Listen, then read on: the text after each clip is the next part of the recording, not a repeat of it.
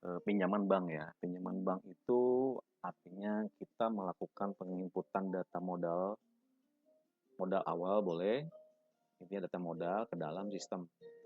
Tetapi di sini ada dua metode tata cara penginputan pinjaman, modal awal, yaitu dengan pinjaman bank, lalu dengan satu lagi modal awal. Bedanya adalah modal awal itu dia tidak ada proses cicilan, proses beban artinya ya, beban utang ya.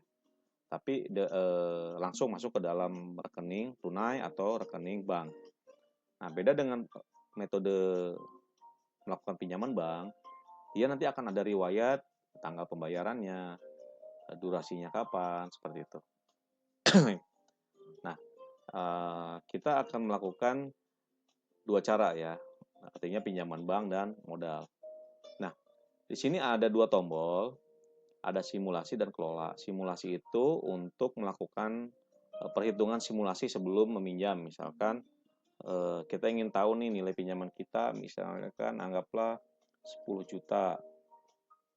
Ya. Oke. Dengan bunga misalkan 16% per tahun. Tenornya 24 bulan. Tanggal mulainya tanggal 20, bunganya flat. Ini bisa pilih ya, efektif atau flat. Hitung simulasi, maka data simulasinya akan muncul seperti ini. Seperti itu ya. Lalu untuk melakukan pinjaman, langsung ke pinjaman bank, itu dengan bisa diklik di sini atau klik di sini. Ya, jadi ada shortcut ya. Nah, untuk menambahkan data pinjaman, Anda klik tambah pinjamannya. Masukkan bank yang akan Anda tuju, bank apa? Misalkan BCA atau ya BCA misalkan, atau BNI deh. BNI dengan nama pinjamannya adalah KUR. Tanggal mulainya misalkan kita mulai di tanggal 19. Jatuh temponya di anggaplah tanggal 19 bulan depan. Mulainya plafon pinjamannya misalkan di sini 10 juta. Ya. Kita pastikan dulu nih nominalnya angkanya. Oke. Dengan suku bunga 16%, tenor 24 bulan. Ininya flat. Cicilan tetap, bunga tetap. Lalu di sininya misalkan hutang usaha misalkan.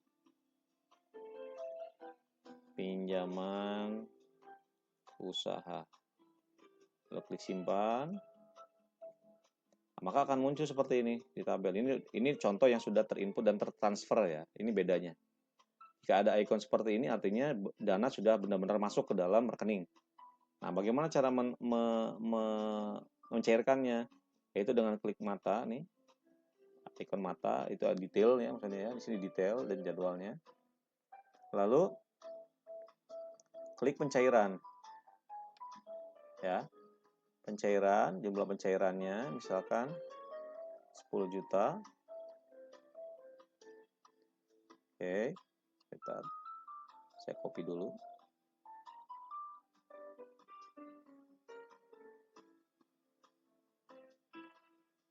Oke. Sorry. Ini abaikan saja ya. Ini debug. Karena masih di local server. Jumlah pinjamannya 10 juta misalnya.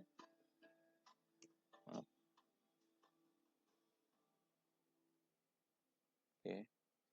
Tunai. Ini masuk ke rekening bank. Banknya adalah bank BNI. Misalkan. Ini bebas ya. Bisa mau transfernya kemana. Jadi ini karena memang pinjaman BNI. Saya set ke BNI. Lalu klik simpan.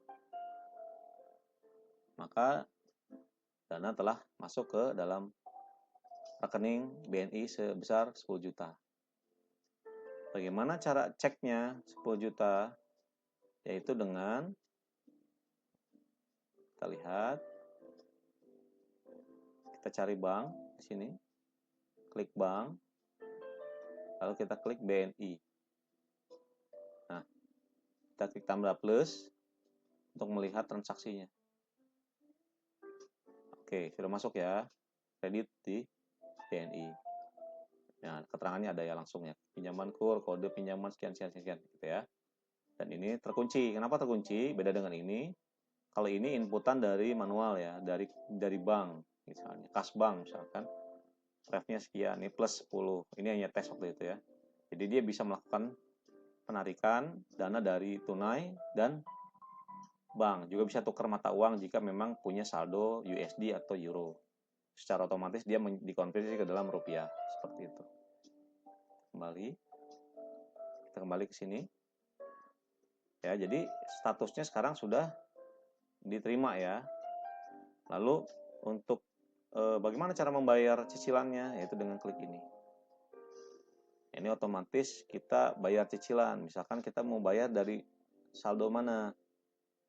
Misalkan kita bayar cicilannya dari BNI juga, misalkan. Lalu, biaya lain-lain angsuran pokoknya sekian, sebanyak 10 juta. Maka ini tinggal dipilih saja, misalnya pembayaran hutang, beban apa nih misalnya. Ya, saya pilih beban lain-lain saja ya. Lalu simpan.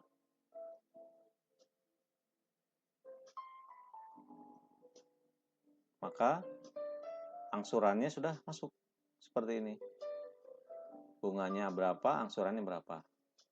Terus akan seperti ini. Jadwal cicilannya pun akan muncul. Atau Anda bisa langsung bayar di sini ya.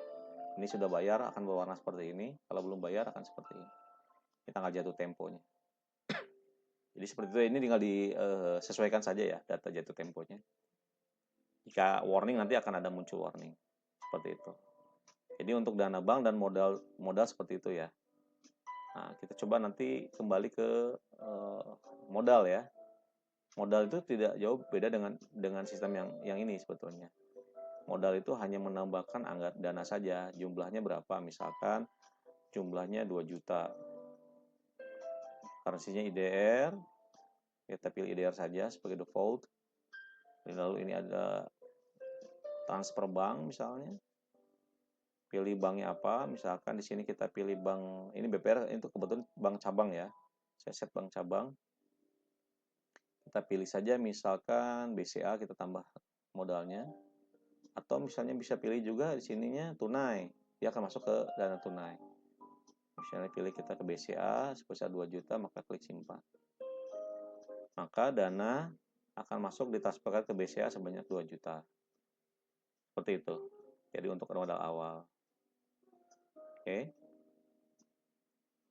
Jadi untuk konsep modal awal dan bank itu seperti itu ya. Saya sedikit tambahan, ini ada pembayaran buruh. Sebetulnya pembayaran buruh ini situasional. Ketika buruh itu meminta untuk dibayar atau memutus kerja misalnya, tanpa dia melihat absensi, maka bisa dilakukan pembayaran manual seperti ini. Seperti ini tidak direkomendasikan sih, tapi saya buatkan saja jikalau ada yang seperti itu. Oke. Nanti kita akan lanjutkan ke data material dan pengsub.